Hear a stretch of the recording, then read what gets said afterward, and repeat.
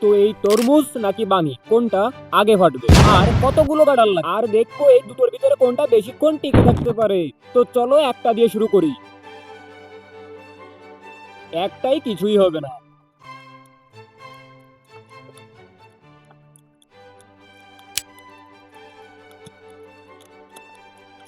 তো 50টা গাডারের পরেও এদের কিছুই হয়নি।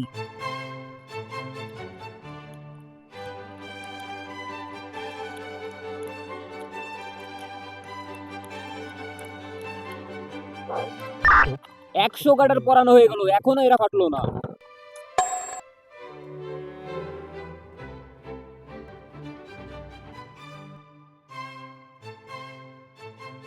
আসলে আমি দেখতে চাই কোনটা বেশি শক্ত আর কোনটা শেষ পর্যন্ত টিকে থাকতে পারে।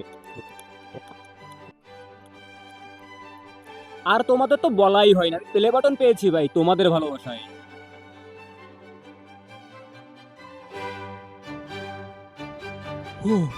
সিরিয়াসলি ভাই এটা করা অনেক কষ্টদায়ক। আজ আমি দেখেই ছাড়বো তরমুজ ফাটাতে কয়টা গাডার লাগে আর বাঙি ফাটাতে কয়টা লাগে। ভাই ভাই এটা মনে হচ্ছে ফাটবে ভাই। ভাই এটা ফাটবে ফাটবে ও।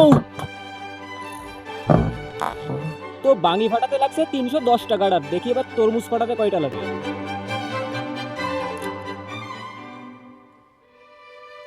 তো তোমরা প্লিজ লাইক করো ইয়ার, নইলে এটা ফাটবে না। এবার একসাথে 10টা করে দিব, দেখি কততে না ফাটে।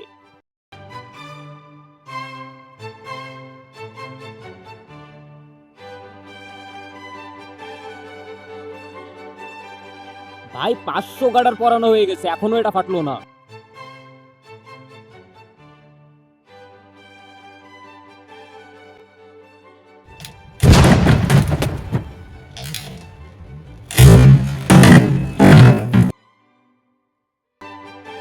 তরমুজের অবস্থা হয়েছে কি দেখো।